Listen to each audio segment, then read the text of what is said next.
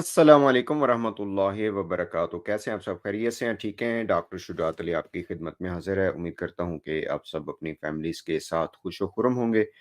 तो जी, मोमिन मलिक साहब जो हैं वो सही तरीके से सीमा हैदर, गुलाम हैदर का केस इंडिया में फ़ॉलो कर रहे हैं और बहुत ज़बरदस्त किस्म के जो पॉइंट्स हैं इसमें वो आम पब्लिक के लिए भी शेयर कर रहे हैं, क्योंकि ये एक पब्लिक इशू बना हुआ है, इसके ऊपर डिस्कशंस हो रही हैं और इसमें सबसे बड़ा जो हिस्सा है वो तो एपी सिंह जी और सीमा हैदर का है कि दूसरों के ऊपर ये इल्ज़ाम लगाते हैं कि वो ज़ू ट्यूब चैनल चलाते हैं, नौटंकी करते हैं, ये करते हैं, खुद सबसे बड़े नौटंकीबाज़ हैं।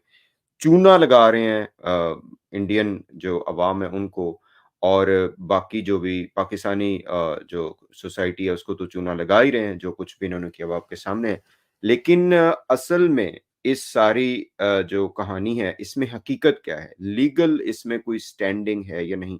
शुरू से हमारा यही पॉइंट है कि इसमें कोई लीगल स्टैंडिंग नहीं है एपी सिंह जी के पास और अब तो एपी सिंह का सबसे बड़ा फ्रॉड जो है वो सामने आ चुका है कि जिसमें मोमिन मलिक साहब ने ये बताया कि इनका तो पावर ऑफ अटॉर्नी ही नहीं है इस केस में। He is not a legal representative in Seema Haider case. Social media पे जो मर्ज़ी ये कहते रहें और जो है ना क्या नाम है उसका अपनी माला जपते रहें। मोमिन मलिक साहब का एक बहुत ही अहम पैगाम उन्होंने दिया है।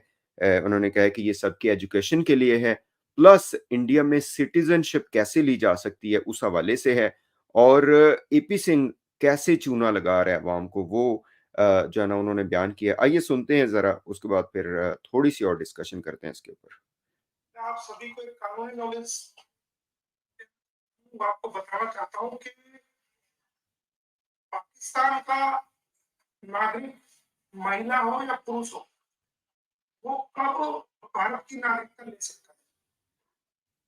पाकिस्तान का नागरिक वीजा लेके वैलिड कंट्री में भारत में आएगा और उस वैलिड कंट्री के आधार पर वो अपना वीजा एक्सटेंड कराएगा, लगातार एक्सटेंड कराएगा।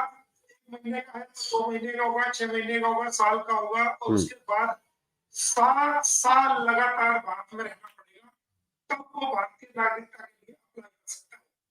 और पहले ये कंडीशन 10 साल की थी, अब ये 7 साल की हो गई है कि 7 साल लगातार रहने के बाद वो जो है भारतीय नागरिकता अप्लाई कर सकता है। इन 7 सालों के दौरान उस पर किसी प्रकार का कोई क्रिमिनल चार्ज नहीं होना चाहिए, हुँ, कोई एफआईआर दर्ज नहीं होनी चाहिए। तब जाकर के गृह मंत्रालय जो है उसकी वेरिफिकेशन करने के बाद राष्ट्रपति को की मंजूरी के तहत गृह मंत्रालय उनको नागरिकता देता है।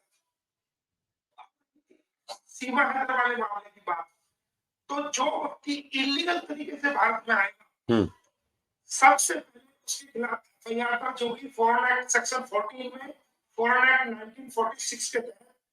और होगी तो होने के बाद उसका चार्जशीट पेश की जाएगी 90 डेज के अंदर। हुँ, और ये सेक्शन 173 की सब सेक्शन 2 सीआरपी के जो है चार्जशीट कोर्ट में फाइल की जाएगी, उसका ट्रायल चलेगा। फिर कोर्ट देखेगा कि भाई ये जो इलीगल ट्रेसपास प्राप्ति हुई है, इलीगल एंट्री जो हुई है, उसमें उसको 5 साल तक की सजा का प्रावधान है। जब वो 5 साल पूरे कर लिए जाएंगे, उसके बाद अगर कोई अपील में जाना चाहे तो वो सेशन में अपील में जाएगा। हुँ, सेशन से भी सजा दे दी जाती है तो फिर हाई कोर्ट जाएगा, हाई कोर्ट के बाद वो ऑनरेबल सुप्रीम कोर्ट जाएगा। पहले उस एफआईआर का निपटारा होना बड़ा जरूरी है। और जब तक किसी एफआईआर का कोई निपटारा नहीं हो जाता, ट्रायल नहीं होता, कोई किसी को नागरिकता नहीं दी जा सकती। ज़बरदस्त। जैसे कि सीमा मामले में जो उनके भैया हैं एपी सिंह जी, वो कहते हैं कि मैंने राष्ट्रपति को याचिका भेज दी है नागरिकता की। अरे भाई, पहले टर्म्स एंड कंडीशन तो पढ़ लो कि किसी पाकिस्तानी को टर्म्स एंड कंडीशन क्या है नागरिकता देने के लिए। अगर सीमा अगर कुंवारी होती तब भी उसको वो आपके यहाँ शादी करने की वैलिड तब भी नहीं मिलती। हुँ, पहले उसको वैलिड कराना पड़ेगा और हुँ, 7 साल तक बाद में कंटिन्यूस कराना पड़ेगा, उसके बाद उसको नागरिकता मिलेगी। ये ज़बरदस्त। जो याचिका की गई है, ये बिल्कुल गलत दी गई है और ये मेंटेनेबल नहीं है। इसमें किसी प्रकार की उसको दी गई है, ये बिना नॉलेज से दी गई है। टर्म्स एंड कंडीशन पढ़ो पहले, हासिल की जाती है। तो लोगों को गुमराह मत करो, करना करो, इसके अंदर क्या होता है, उसके बाद फिर आप आगे कोर्ट में फाइल केस नहीं कर रहे हो, फाइल कराने के लिए कोई बड़ा एप्लीकेशन नहीं लगा रहे हो, प्रोसीजर मोदी के जा रहे हो, तो ये कानून से अलग की बात है। जी, तो ये थे जनाब मोमिन मलिक साहब कि जिन्होंने लीगल पॉइंट्स उठाए। पहले तो उन्होंने एक्सप्लेन किया कि इंडिया की सिटीज़नशिप कैसे मिल सकती है। हमें इससे कोई गर्ज़ नहीं है, जो भी आए इंडिया की सिटीज़नशिप ले, पाकिस्तान की ले, इससे क्या फ़र्क पड़ता है। मसला यहाँ पे ये है कि ये सारा अंडर फ्रॉडुलेंट एक्टिविटी हो रहा है और इसमें बच्चों की सेफ्टी शामिल है, इसमें जो एक मैरिटल स्टेटस का इश्यू है और इसमें 2 नंबरी की जा रही है एक जीते जागते इंसान के साथ जिसका नाम गुलाम हैदर है, वो विक्टिम है। और यहाँ पे सारी सिचुएशन क्लियर हो रही है कि इंडियन लॉ के तहत अगर आप उसके भी तहत आएँ जिसे हम कहते हैं कि लीगल भी एंट्री लें, फिर भी you need at least 7 years to get the citizenship wherever. लेकिन यहाँ पे तो काम ही उल्टा है। एक तो पाकिस्तान दुश्मन मुल्क है इंडिया का, वहाँ से ये खातून ट्रेसपैसिंग करके आई। इन्होंने अनलिमिटेड किस्म के क्या उसे कहते हैं कि वायलेशंस की। अपने इंडिया के कवानीन को इन्होंने रौंद डाला, सचिन मीना और इसकी फैमिली ने। और उसके बाद फिर एपी सिंह जी, ये सही कहा है मोमिन मलिक ने कि ये इनके भैया हैं, ये वकील-शकील नहीं है, ठीक है? मसला ये है कि किसी भी तरीके से लीगल पॉइंट ऑफ व्यू पे ये लोग खड़े ही नहीं हो सकते। वैसे बदमाशी करते रहें क्योंकि ज़ाहिर है वो समझते हैं कि ये इंडिया में है और पाकिस्तान ज़ाहिर है वहाँ पे क्या कर सकता है।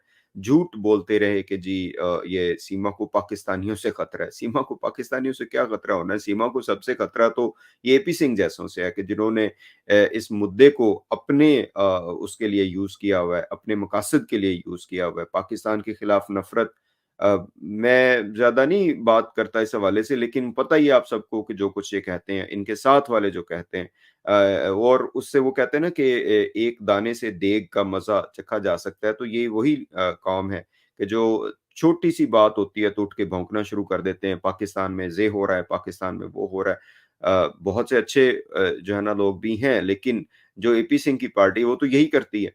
तो ख़ैर अब ना तो इन्होंने एफआईआर को पैरवी करी है। अब ये मोमिन मलिक साहब ने बताया कि जब चार्जशीट आती है तो विदिन 90 डेज़ आपको वो करना होता है, चार्जेस फाइल करने होते हैं। इन लोगों ने कुछ भी नहीं किया। उसके बाद फिर जो बात आती है कि उसमें पहले तो एफआईआर का वो करें कि क्या किया आपने उसका। देन 7 इयर्स तक आप वहीं पे रहें। अब सज़ा जो है वो भी हो सकती है। हम नहीं चाहते कि किसी को भी सज़ा हो। इंडिया में तो पहले कोई 250 से ज़्यादा ख़वातीन पाकिस्तानी जो कैद हैं। अभी एक इकरा जुनैदो ने मेरे साथ शेयर किया कि एक उज़्बेकिस्तानी खातून को 2 साल की सज़ा दी है। तो ये झूठ बोल रहे हैं ये सारे इधर-उधर के जी यहाँ पे महिलाओं की बड़ी कदर होती है, यहाँ पे ये होता है। नहीं, ऐसा नहीं होता है। आप लोग फ्रॉड कर रहे हैं। आप लोग दिन-दिहाड़े जो है वो गुलाम हैदर के हकूक का इस्तेहसाल कर रहे हैं। आप उसके बच्चों को यूज़ कर रहे हैं। आप उसके जो ये सीमा हैदर खुद यूज़ हो रही है, उसको यूज़ किया जा रहा है, ये कर रहे हैं आप, ठीक है? एपी सिंह जी और इसके जो साथ वाले हैं। You have nothing to argue legally, ठीक है? बाकी वो मैं कह रहा हूँ कि बदमाशी तो कोई भी कर सकता है। आप अब उठ के आ जाएँ और कहना शुरू कर दें, जी इस फैमिली को छोड़ दें, ये सुकून से रहना चाहते हैं, ये फलाँ रहना चाहते हैं। जो सुकून आपने बर्बाद किया है गुलाम हैदर का, उसके बच्चों को लेके बैठे हुए, उसकी 3 बच्चियों को आप लोग लेके बैठे हुए हैं। किस मुँह से बैठे हुए हैं? शर्म नहीं आती है ये बात करते हुए? और ये शर्म आपको नहीं आती है कि जी पाकिस्तान में तो ये होता है, तो वो होता है, तो हम इनको वो देंगे। तो बाकी भी जो फिर पाकिस्तान के जो कैदी आपकी जेलों में हैं, उनका आप क्या कर रहे हैं? वो ख़वातीन जो जेलों में उनका आप क्या कर रहे हैं? झूठ बोल रहे हैं आप सारा, फ्रॉड कर रहे हैं यहाँ पे और ये जो एजेंसीज़ हैं, उन्होंने क्यों नहीं अभी तक फाइल किया? 90 डेज़ के अंदर-अंदर जब आपने करना था, तो अभी तक क्यों नहीं कुछ किया? तो ये सारी चीज़ें हैं, ये मोमिन मलिक साहब ने बिल्कुल बहुत ही वेल एजुकेटेड पॉइंट्स इसमें उठाए हैं कि एक तो नॉर्मल हालात में कैसे होगा, दूसरा एफआईआर हो तो क्या होगा और फर्दर एपी सिंह जी तो झूठ बोल रहे हैं इसमें। आप सबका बहुत शुक्रिया, दुआ में याद रखिएगा। अस्सलाम